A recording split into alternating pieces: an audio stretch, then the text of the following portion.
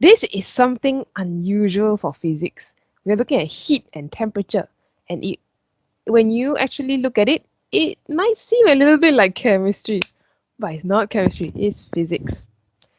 So what I'm going to do now is I'm not going to plan together with you first. I'm going to give you some time to think what to plan. How should we conduct this experiment? Here's some tips for you to do.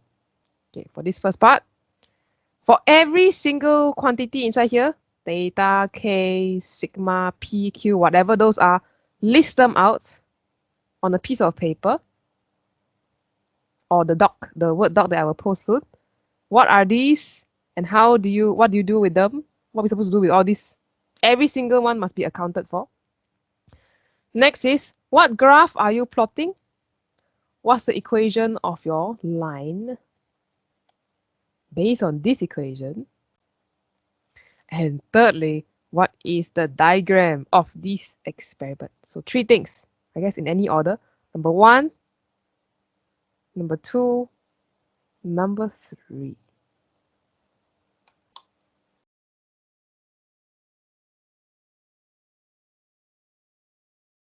Okay, first things first. What are our variables? Hopefully you managed to circle out that we need to change one of these, probably change pressure, measure temperature, or boiling point. The equation. Now, whenever you see you want P, but there's a Q stuck to it as a power, you need to do what we call the log. We need to log the whole thing to get rid of that power. So we're going to do log K sigma P Q. If you forgot your rules of log, let's separate it out. So log P to the power of Q plus log K sigma. By the way, you can also use ln, but we don't need to ln because there's no exponential, so we just use log. Okay, we're almost there. So log theta equals to, see this power? Now you can take this power, bring it out of the log. Some special log rules.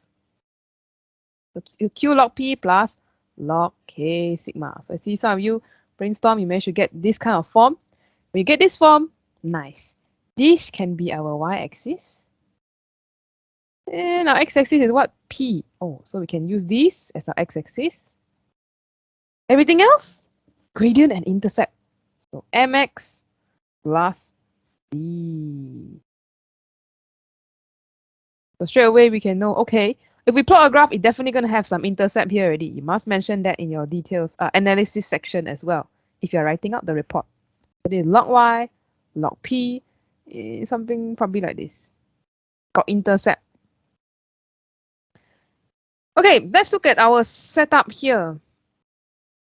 We should draw a diagram where we can somehow change P and somehow measure theta at the same time. Let's go to this. Oh, we have another version. Is it different? It's the same to me. Okay, I think it's the same. So when we look at this, most of them have a sealed container. This one got a big bell jar. This one got a vacuum chamber. Wow, high tech. This one is a beaker, but it has a rubber lid, so kind of like sealed it in. This one is a solution inside a vacuum chamber also. Oh, label wrong. Don't remember. Rubber lid, thermometer, beaker, Bunsen burner, tripod stand. Oh, I see. This one is tripod stand. Okay. Let's see what we need for a good diagram. CAIE is very relaxed one. As long as they got these 3 points, we're okay. So, ding, ding, ding. One of the method mark, of course, comes from your diagram. You need a label diagram, including these 3 things. Number 1, a sealed container. Because you want to measure pressure, you have to seal it. Whatever container, doesn't matter as long as it's a container. Number 2, you need a tube connected to some kind of pump, something that can pump to change your pressure, or any other workable method. Number 3, we need, of course, our salt solution inside this sealed container. The main thing for diagram. Now, the other things, even if you didn't draw in a diagram but you got mentioned in writing, is also okay, such as a heating method. Some of you use fire, some of you use hot plate, some of you use electrical heater. Okay. And other things, how do you measure P? Usually we use what we call a pressure gauge or manometer, but not a barometer though. Barometer is for atmospheric pressure only. Not so much in measuring pressure of a container. Yeah. And of course, we need a thermometer somewhere. Either you explicitly talk about thermometer or in your diagram there is a labeled thermometer. Okay, so with this in mind, let's go and look at our diagrams. Wait, let me see. This one, seal container, pump, salt solution. Okay, let's go. Let's go. Just by looking at those three criteria, let's look at the first one. Seal container, yup, bell jar. You can fix the you can contain the pressure. Barometer. Oh, this one wouldn't call it a barometer. I would change it. Maybe call this a pressure gauge. They do the same thing. They measure pressure, but in different ways. There is a pump that is missing though. So if this one here, we need some way to push in air. So usually we just call it a pump. Other than that, we got a thermometer. We got a heat. So, ooh, heat is inside the bell jar. That could work. It's a bit possible, but wouldn't the fire, I guess the heat source is possible, right? Wouldn't the fire affect the pressure? Or wouldn't the pressure affect the fire? I don't know. Maybe. This one I'll put a question mark. Maybe can. Let's look at this one.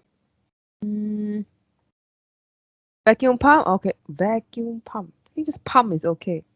Pump. Container. Okay. Very high tech, but okay. Pressure gauge. What is this? Wireless induction electric stove. Oh, yo. You don't need to put it inside. Your wireless. Since it's wireless, you can put it outside your vacuum chamber somehow, if possible. So this is your table. Or the bottom. Okay, some kind of heat. Think thermometer? Got thermometer. Digital thermometer inside. Okay, can still see it. Salt solution. Oh, we are missing a salt solution here. So let's add a label. Salt solution. Okay, let's look at this one. Rubber lid. Okay, that shows that this beaker is the closed container. We got our thermometer. We poke a hole there. It's okay. If it means at high pressure, the gas will, the whatever will leak out. Yeah, but it's okay. Not too high. But is this an empty container? I think we are missing some salt here. Don't forget, we also have a salt solution. There. Salt solution. So this one is a classic Bunsen burner chemistry lab. That works too. Okay, it's classic Bunsen burner, retort stand. Pressure gauge to measure. Don't forget that this one also usually is linked to, if we connect it like this, this type of pressure gauge, we are only measuring the pressure here. But it's going to be a bit hard with this setup to change the pressure, because how do we change the pressure? Or how do we control or adjust the pressure? It's a bit hard. So what you usually do is the pressure gauge, if you want to measure and also change the pressure, we need to add another line in from the pump. Some kind of pump, either a hand pump, bicycle pump, car tire pump, or some scientific pump. As long as it's a pump, then we can not only measure the pressure, but also change the pressure inside this container. Okay, so some additions here to our diagrams. This one, thermometer in vacuum chamber. If we have a vacuum chamber, usually we don't poke holes in it. If we have a bell jar, usually we don't poke holes in it unless it already has a hole for the pipe. Thermometer, I think we'll keep the thermometer inside. So we'll keep this inside and close the thermometer here. Then it's safe. Don't forget, you also need some heat here. In physics, you can use this term, hot plate. Some additions you could also use is an electrical heater. Like this. You know, your house, you boil water with the electric kettle, you press the button, it get hot, right? You could add something like this and say, oh, this is an electric heater, connect to a circuit, and some socket here where you can on. This is called an electrical heater. This.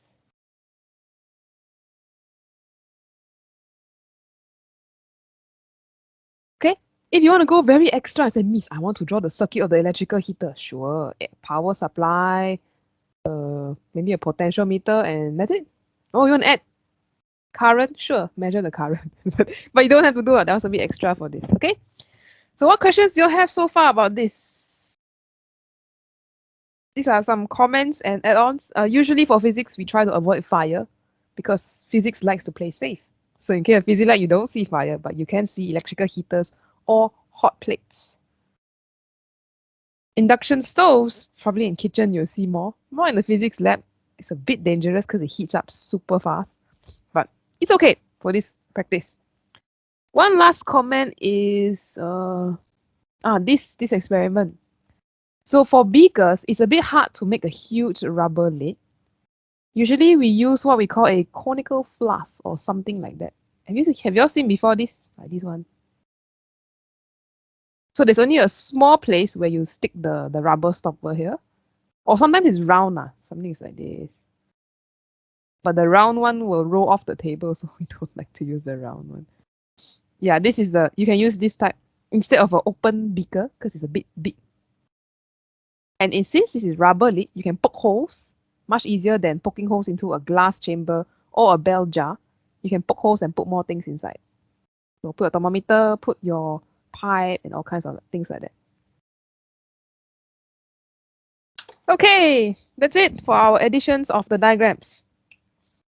Good job to most of you trying to attempt to do this experiment for the first time and trying to brainstorm and say, hey, that one cannot. This one can. A bit strange.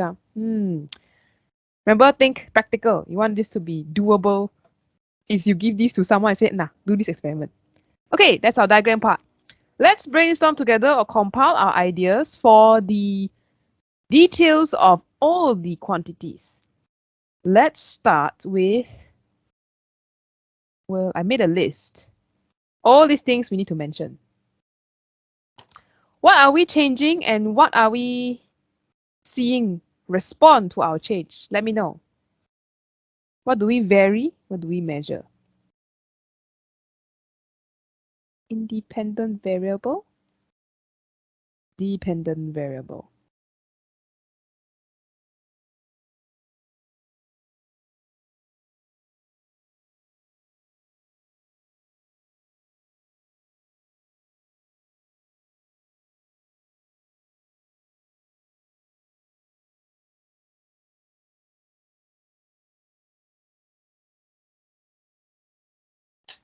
Pressure, boiling point. Okay, we can say that. So maybe you want to change the pressure. Yes, pressure. And when you change the pressure, you affect the boiling point. That's what I call dependent variable. So what boiling point? Boiling point. Maybe we call temperature of boiling point. So temperature of boiling point. And when you are writing your statements, your actual report, include also the symbol that they use. So this one theta, or you write theta. Some pressure, they P, or you write P. So the tool, now we looked at it, pressure, we can use either a pressure gauge. Actually, the marking mentions another one, which is the manometer. What is manometer? Let me show you. This is manometer. Also, we call it the U-tube. But it's a bit hard if you want to control the pressure and measure at the same time. So usually, although the masking acts manometer, not recommended, but you can still use a manometer.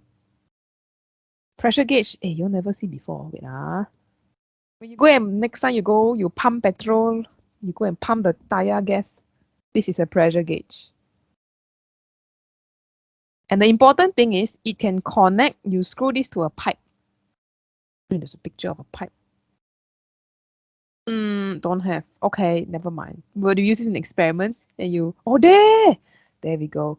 We connect it to metal pipes so that the pipes don't explode. This is how you screw it. And you say, Miss, what about the barometer?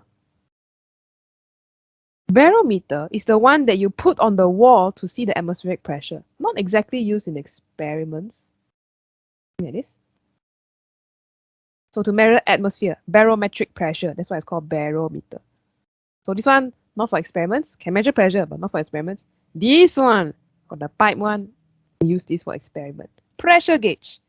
Okay, let's continue. Mm, mm, mm. So we measure tool with thermometer. You must either draw in the diagram, label, or mention it in words. Additional details. Anyone got any additional details to talk about these two? What can we add about these two items?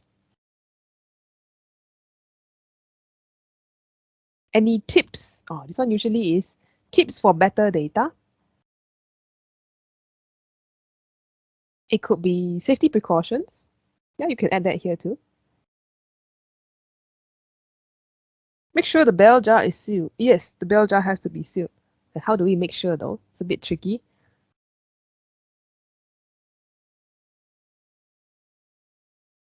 Face shield eye goggles. I suppose it could be a bit dangerous. Gloves. Safety for pressure. Okay, the pressure test of container is a bit hard. In real life, your containers will probably leak out some pressure. So that's why we have this pump and this pressure gauge to always check. Confirm will leak out one, maybe the vacuum chamber a bit airtight. But in real life, most of these would have some leakage. So you have to monitor.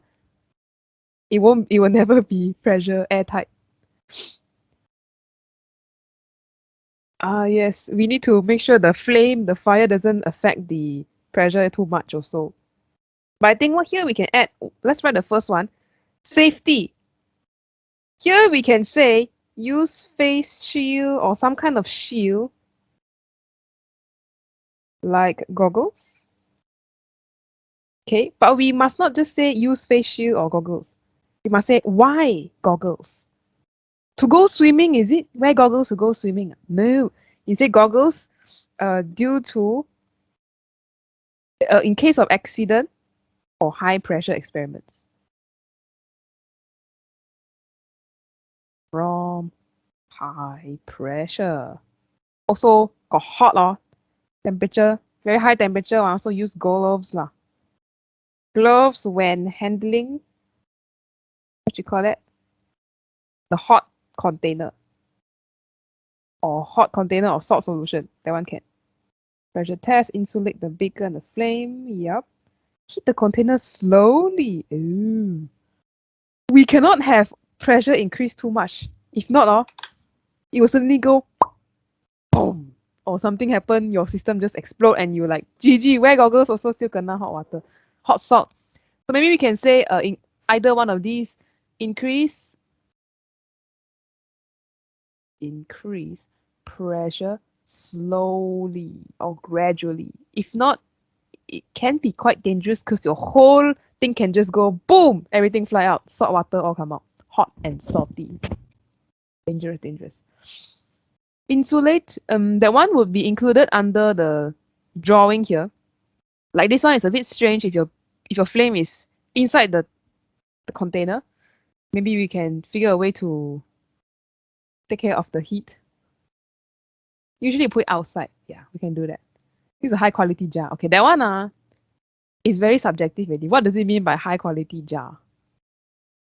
Uh, so instead of saying that the jar won't break, we say we increase the pressure slowly and we ready ourselves with gloves so that in case something goes pop and the salt water that splashes out, it's okay. We are kind of okay. don't use $5 jars for this experiment. Okay. All right, that's good.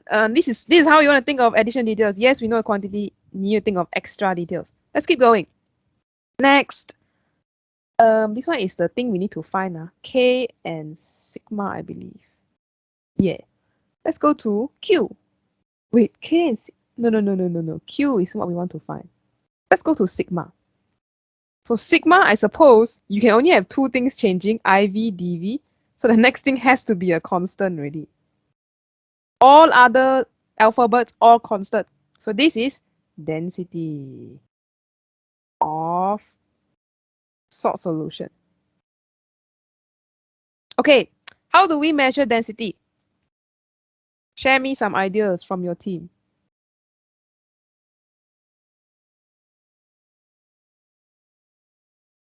MV? Okay, MV. Next person. How else do we measure M and V?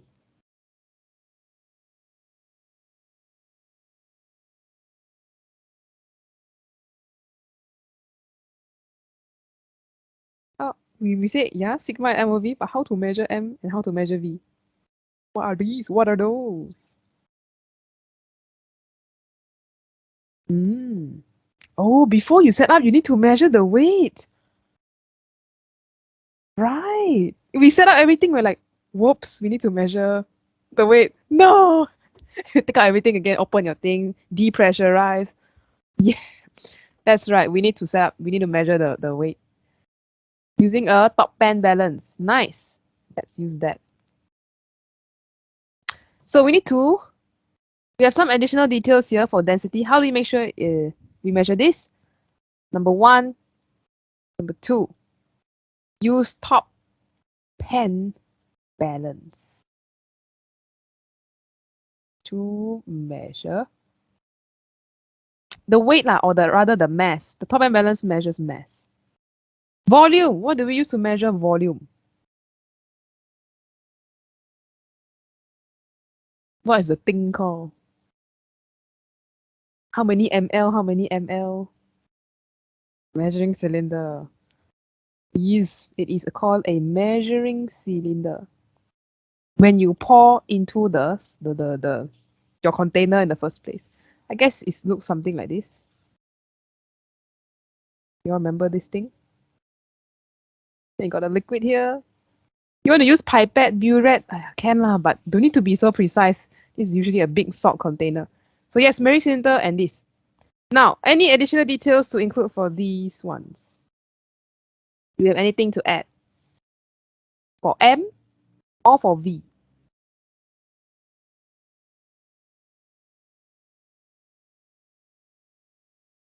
This one's a bit tricky.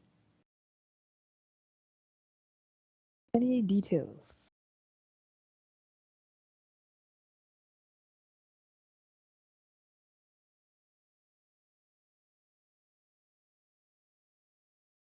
Don't include mass of container. Oh, right.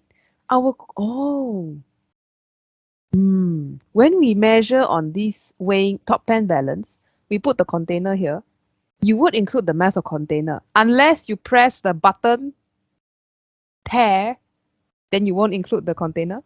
Okay, so you can either do this, put the empty container, tear, then you fill it with the salt solution, and you see what is the change in mass.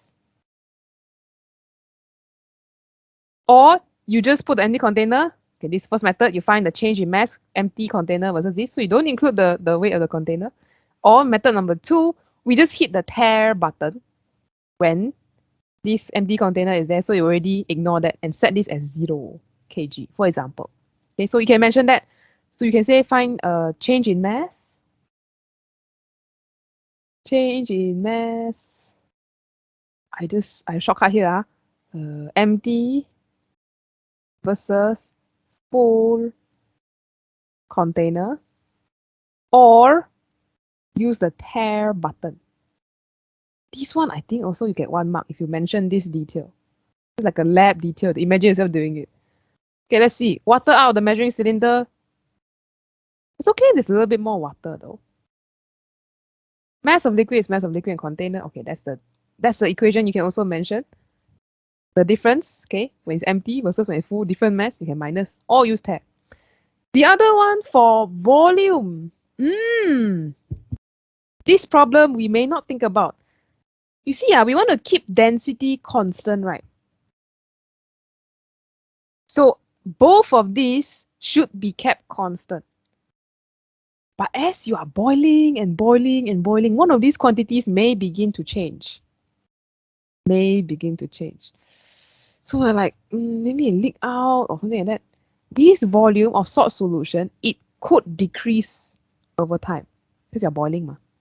Bubble come out, your water become water become what?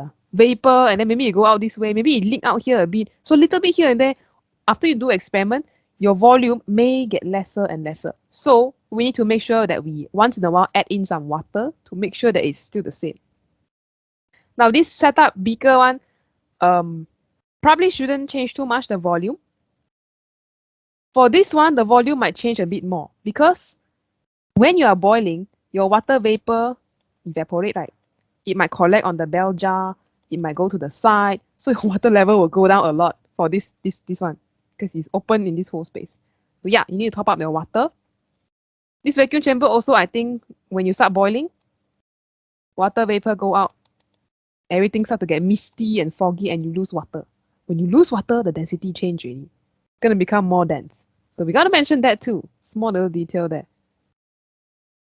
So we can say add water so that density is constant. In case after a lot of boiling, you lose water, but the salt is still inside there. The water is evaporated. Okay, you can add that to your brainstorm list if you like. Oh, later we could mention that. Yes, we can. Okay, I think we got the main parts down. 1, 2, 3. Now, how do we know it's boiling, by the way? How do you know if the water is boiling? That could be additional detail.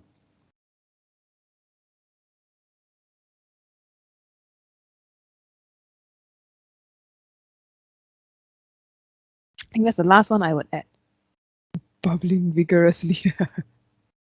Yeah, one way is you could see bubbles. One way is you could look at the temperature. Oh, yeah, we can also check the temperature. So let's add that last important detail I forgot to mention. Let's add it here. Check for boiling. Either you see bubbles on the surface or bubbles coming out or bubbles somewhere in your salt solution, or temperature is constant. Because when you hit boiling temperature, it's fixed already. You cannot go any higher. It changes state to liquid to gas. Oh, yeah, no, this one is our AA2, don't know which chapter one. Okay, yeah, I think that's pretty much it for our variables. We got our safety. I think we are safe. I feel pretty safe. I got my goggles, I got my shield, I got my gloves, and I'm increasing the pressure slowly. It should not explode in my face. Boom.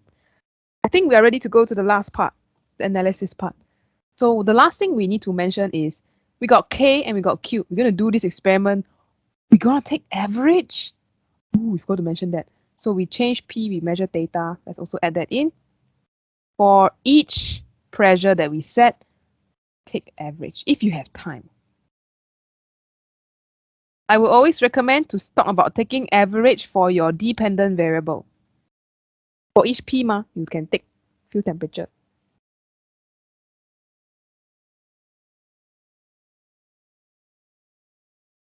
Although sometimes it will seem a bit weird, like, Miss, we don't need to take temperature, we just read lah. Just mention it for now. Okay, let's go to the last part. So here, we need to find the important last part of your thing is, can you mention that this is a straight line with intercept? Analysis got 3 marks, right? 1 mark is to talk about the graph. 1 mark is to show this equation. And 1 more mark is usually to show how you can determine the value of K and Q. Now this one I noticed last lab, some of you wrote, oh, K equals to, you just rearrange this equation. No. K and Q must be in terms of your graph. You use the graph to find this K and Q. So Q, let's do Q and K first. Q is our gradient. So you just draw triangle, best fit line, worst fit line, that thing lah, okay? You find the gradient. So you must write this explicitly. Q equals to gradient. Next one, K. Oh, K is this. K is stuck inside this log, so we need to do a bit of rearranging. So maybe we do intercept, y-intercept equals to log K sigma. So we need to rearrange. This will become 10 to the power, 10 to the power of intercept equals to K sigma. And then the last step we say very clearly, K equals to 10 over sigma. Oops, intercept. So in the end part of the analysis, you must write this clearly and you must write this clearly. And notice they are in terms of your graph. You use the graph to find these values. Okay, usually this will be 3 marks. 1, 2, and these 2, 3 for analysis. Okay, so that's pretty much the whole process of planning. Now, if you want to see the full mark scheme, you can go to this page after this, Content Library A2 Practical Paper 5. I think we pretty much hit all the mark scheme points already. You can see the main ideas, what to look out for, the additional details, how they write it. Most of us, I think we hit almost everything. Let's see. We just didn't mention D10. We need to recheck. Wait, we did. Add water to keep density constant. Oh, we hit everything. Very nice. Good job, team of scientists. We thought about a lot of details today. The other thing to look at is the examiner report comments, which is also in this same OneNote page you can check out. And here they will tell you what students usually miss out or didn't catch and how to improve that. Okay, so I made some highlights here. You can go check that out. They're basically shredding student work. Okay, so you go and see them shred some work. And what is not given credit sometimes. Okay, but I think that's pretty much it for today's workshop. Just focusing on how to brainstorm and especially additional details. So I'm going to post after this the remaining question 1 sets for you all to try out during the rest of December. Go through them. Practice thinking about additional details and definitely look at the mark scheme to build your knowledge in lab equipment and all these additional details that we may not know the first time. And you can use this table, keep adding notes to it until it becomes a resource for you to use when you're trying to plan any kind of experiment. Okay, but I think that's pretty much